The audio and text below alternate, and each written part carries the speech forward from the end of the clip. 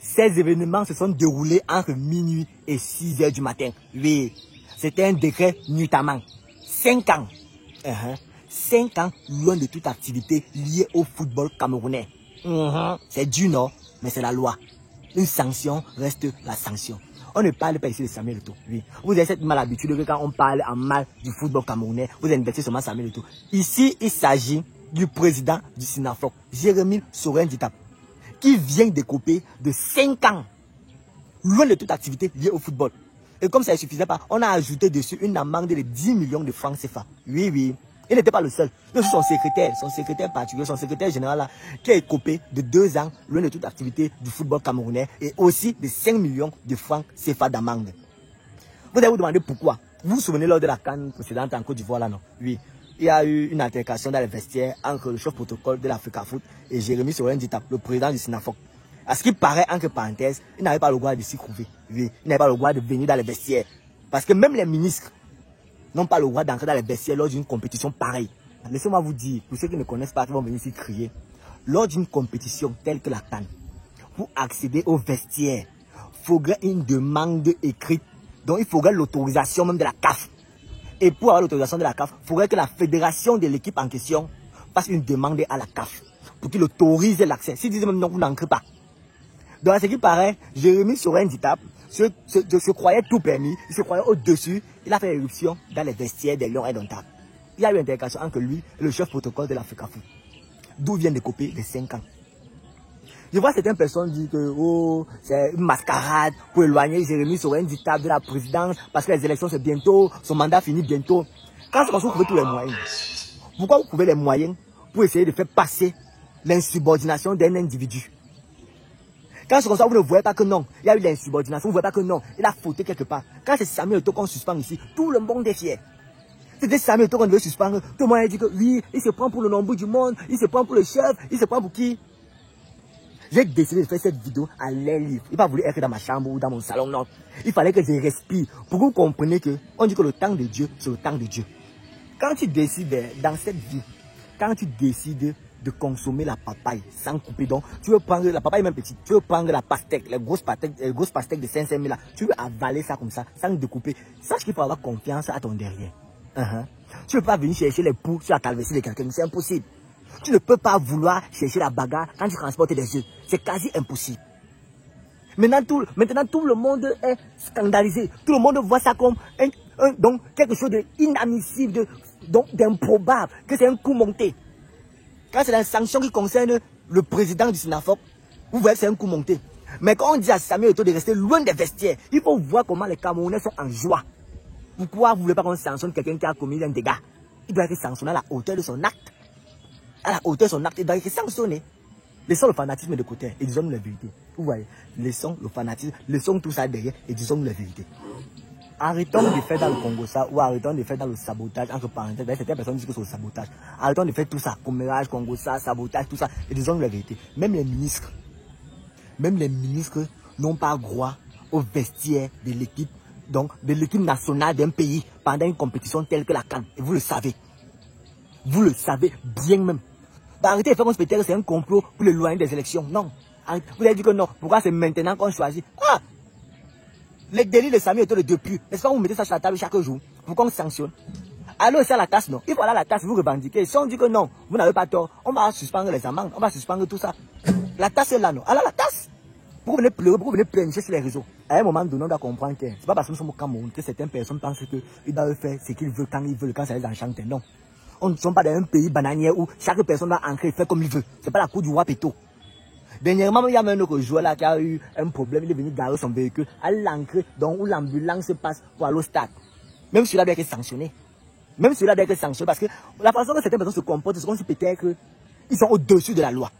Non, personne n'est au-dessus de la loi. Personne n'est au-dessus de la loi. Les règles restent les règles. Si on ne respecte pas les règles, bon, à quoi bon les règles? C'est dur. Mais Jérémy Sorin-Dithap mérite bien ce qui est en train d'arriver. Il mérite très bien cette sanction. Si tu ne respectes pas la règle, on te sanctionne. Et cette sanction est méritée.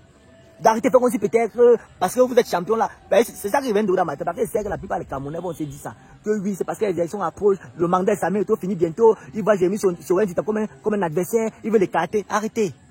Arrêtez. La loi, c'est la loi. Les règles sont faites pour être respectées. Quand tu ne respectes pas, on applique la sanction à la hauteur de ton acte.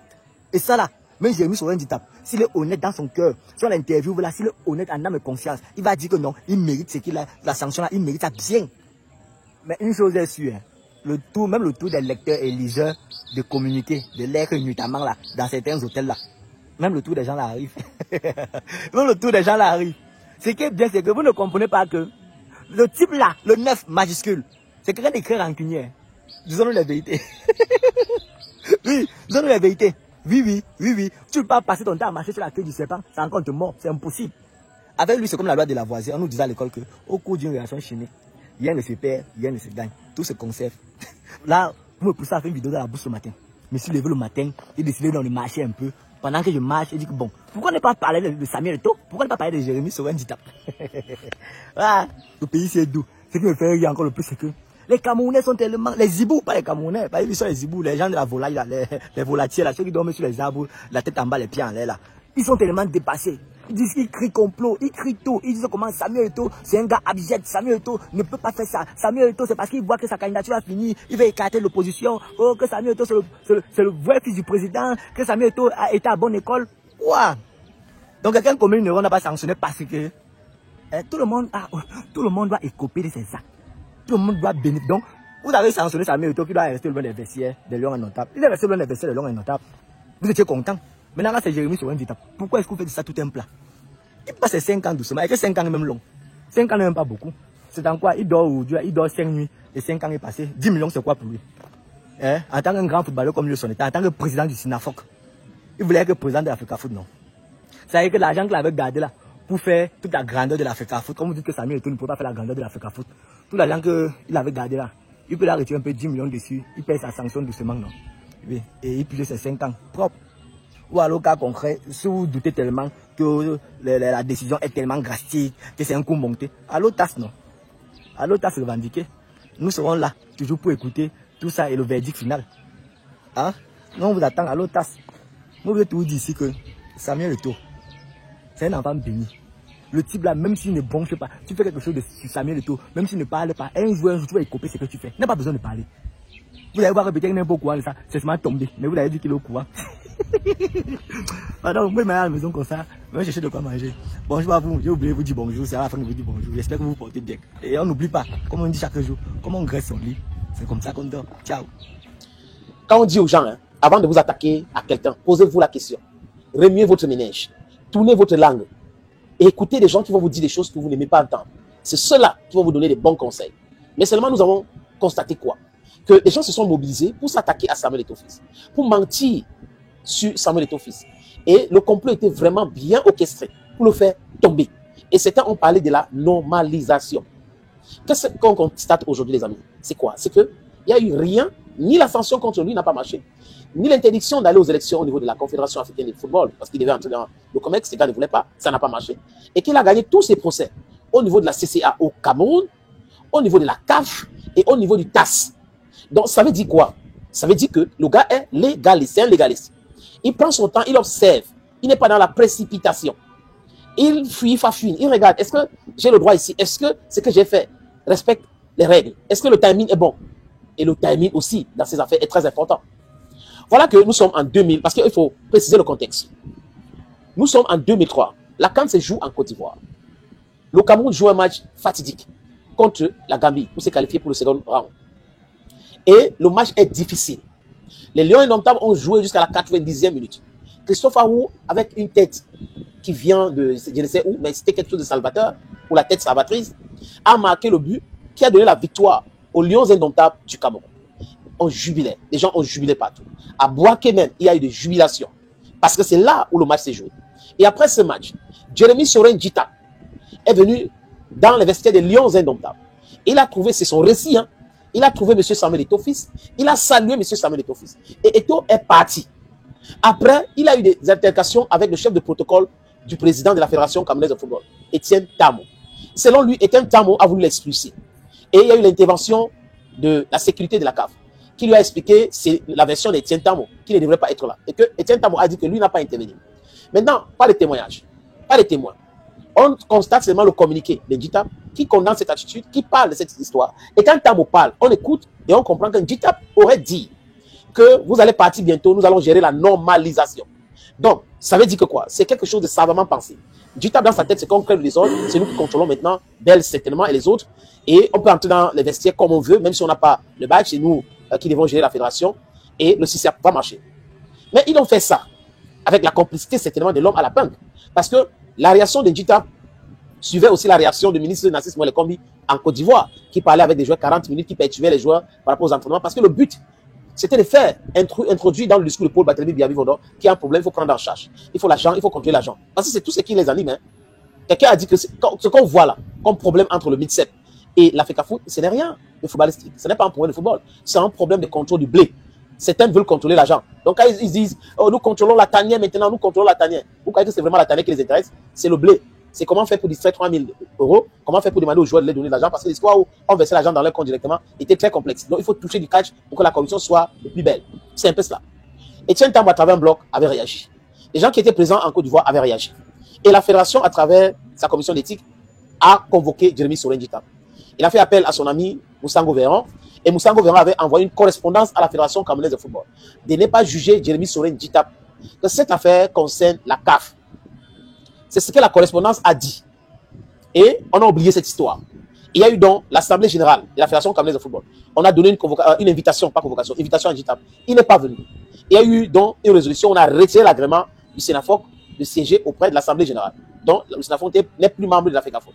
Et là, il est contesté. Il a voulu pousser le ministre à annuler cette décision, mais le ministre a essayé, ça n'a pas donné. Parce que M. Samuel Eto'o-Fils respecte les règles de l'art. Il pose des actes parce qu'il sait qu'on peut l'attaquer ici, on peut l'attaquer là-bas, mais il faut tout respecter selon ce que les textes disent. M. Sorin Ndjitap donc avait pensé qu'on avait oublié cette histoire. Oui, dans la tête de beaucoup de personnes, on avait déjà oublié cette histoire. Mais les différentes attaques contre la Fédération camerounaise de football faisaient en sorte que si M. Eto'o-Fils et l'Africa Foot avaient laissé cette histoire, ça devait les hanter demain. Ça devait retourner contre eux demain. Donc, la commission a siégé, les juges ont discuté sur cette affaire. Ndjitap a été purement et simplement sanctionné. On parle de quoi, les amis? 5 ans de suspension, donc de toute activité liée au football. Toute activité liée au football, 5 ans. Et il doit s'acquitter d'une amende de 10 millions de francs CFA. 10 millions de francs CFA. Et ce n'est pas uniquement lui. Le secrétaire général de son syndicat, Daniel Ngoss, a écopé aussi de 2 ans de suspension. Il va payer la moitié de l'argent que Ndjitap a été sanctionné, amendé des pays. Donc vous voyez que nous sommes dans quelque chose. Et on voit les gens qui disent non, et tu es venu pour détruire le football. Non, c'est pas ça. Le problème avec le Cameroun, c'est que les gars ne sont pas légalistes. Les gens ne peuvent pas respecter les règles. Vous avez par exemple les présidents des clubs qui sont les aventuriers, qui créent des clubs parce qu'ils attendent la subvention. Et quand la subvention ne vient pas, ils commencent à hurler, on n'a pas l'argent, on ne peut pas continuer. Vous voyez les gens comme ça. Les gens qui disent, ok, voilà les textes. Les textes disent que tout le monde doit faire ci, doit faire ça. Et ils vont aller faire autre chose. Et quand on leur demande de respecter les textes, ils boudent. Et il y a les sanctions. Quand ça vient, on commence à dire, oh, et toi a fait ceci. Oh, il a fait ceci. Le mec les fait bavarder. Et il avait dit que moi, je vais vous donner du travail. Vous dites que vous avez les PhD. Je vais vous donner du travail. Je suis plus intelligent que vous. Et il a démontré encore qu'il est méthodique, il est pédagogique et il est plus fort que les bavards d'aujourd'hui. Thank you, friends. Allons go. Cameroon, Bandung, Africa, Bandung, to the world, Bandung.